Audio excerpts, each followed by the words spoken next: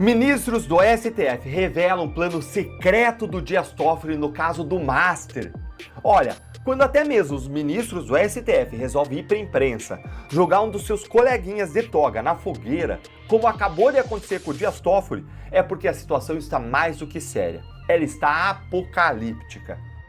Gente, nada fica no oculto para sempre. Moraes caiu no grampo fazendo lobby. Olá pessoal, sejam bem-vindos. O meu nome é Bruno. Se você gosta e apoia o nosso conteúdo, então deixa o seu like e inscreva-se no canal.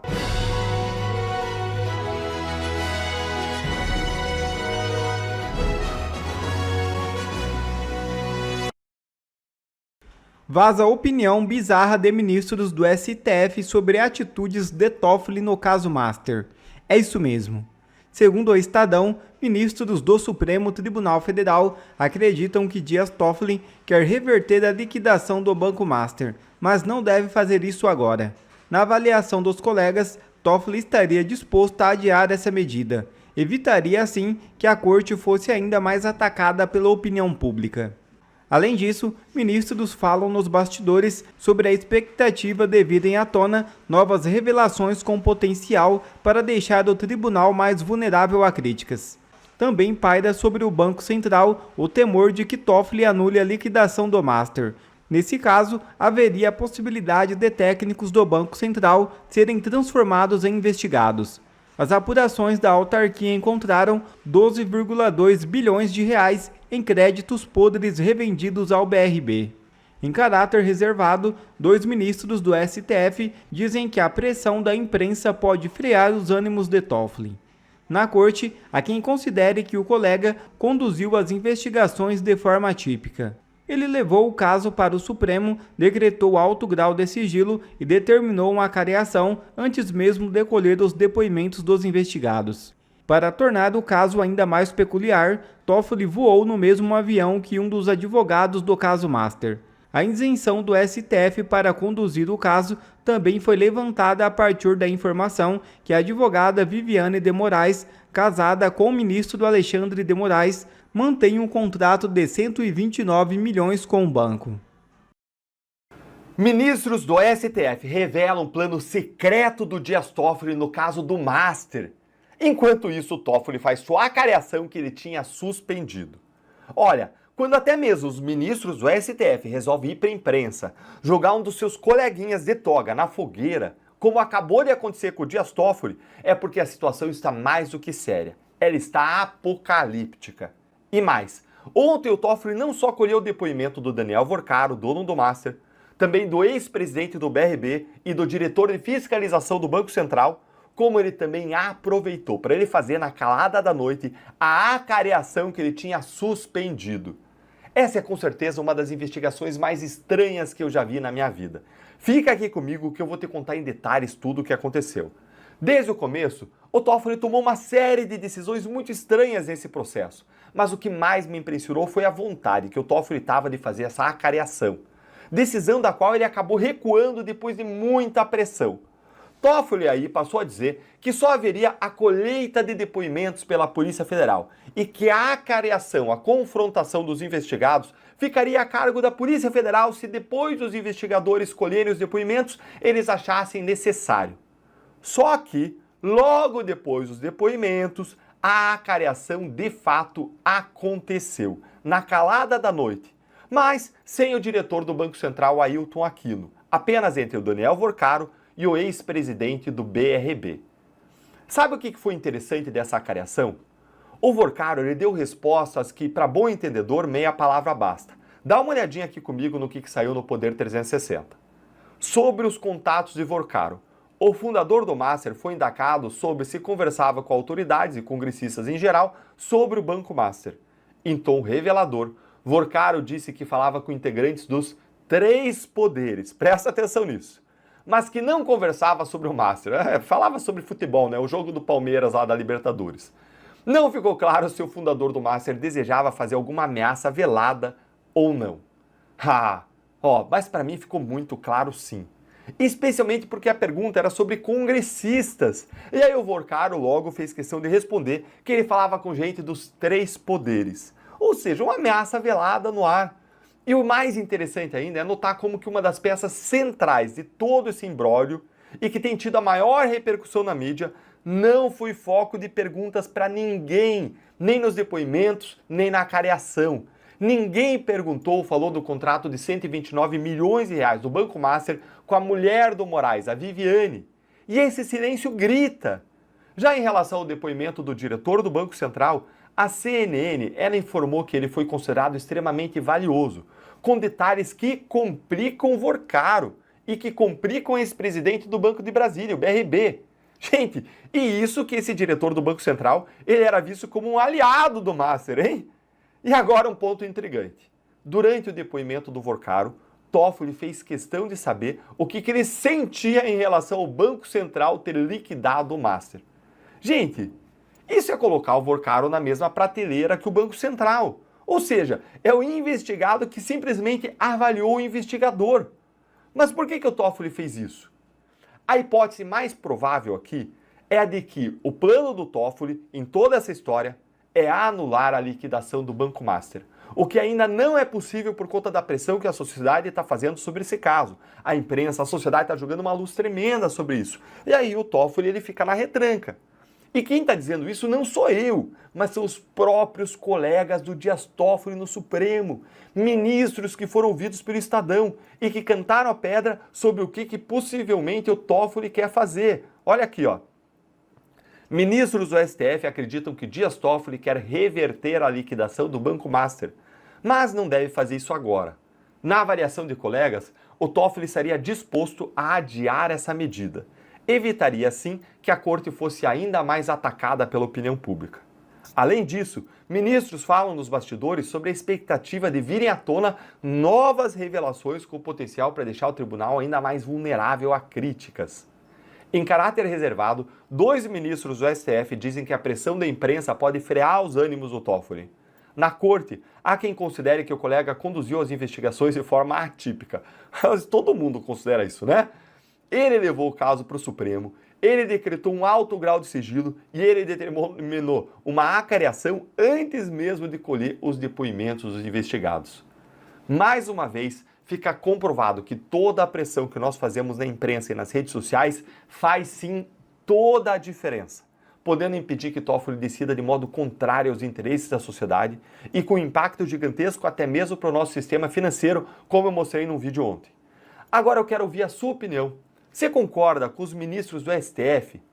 Toffoli ele quer mesmo anular tudo e só não faz isso agora por conta da vigilância da sociedade? Gente, nada fica no oculto para sempre. Moraes caiu no grampo fazendo lobby. Isso que a Malu Gaspar do O Globo denunciou agora recentemente não foi aparentemente a primeira vez que aconteceu. A Folha de São Paulo, em 2019, divulgou um grampo que o Moraes caiu em 2015, quando era secretário de Segurança Pública em São Paulo. Diz a matéria da Folha de São Paulo. Interceptação da Polícia Federal feita em 2015 sugere que o então secretário de Segurança Pública e hoje ministro do STF atuou informalmente a favor de magistrado. Vejam só, a Malu Gaspar, agora, no dia 22 de dezembro, divulgou, em tese, um crime de advocacia administrativa, que é se utilizar da função pública, dessa toga, para satisfazer interesses particulares perante a administração pública. Inclusive, a militância caiu de pau em cima da Malu Gaspar, como se ela estivesse trazendo alguma informação mentirosa. Porém, entretanto, o tempo é a razão da verdade. Em 2015, segundo a Folha de São Paulo, Alexandre de Moraes já havia feito isso. Era secretário de Segurança Pública de São Paulo, do governo Alckmin, e estava advogando, fazendo lobby no STF a favor de um desembargador que estava sendo investigado.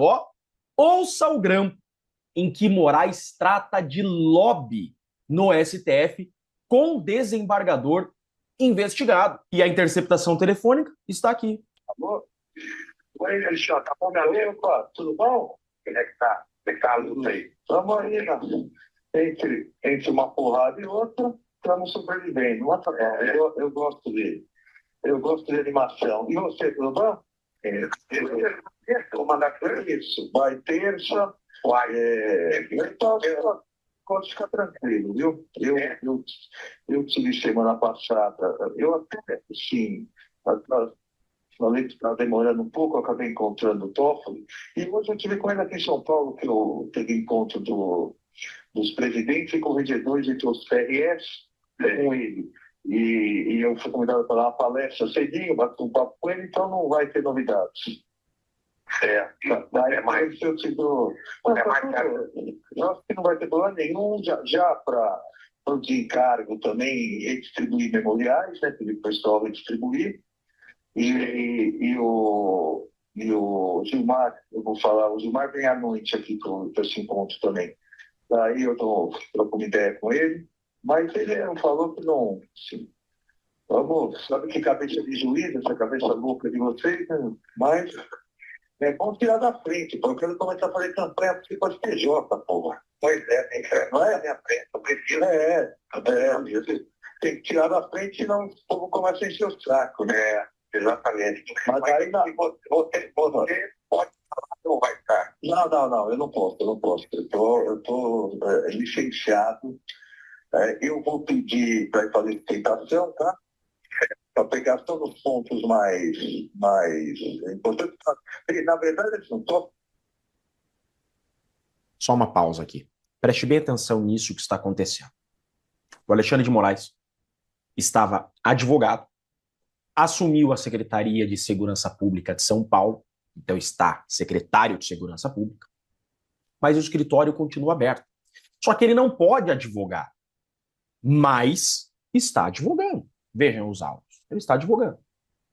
Esse desembargador está sendo investigado e vai ser julgado o mandado de segurança desse desembargador. Ele contrata quem? O escritório do ministro Alexandre de Moraes. E ele pergunta, você estará lá? O Alexandre de Moraes fala, não, eu não posso, eu estou licenciado.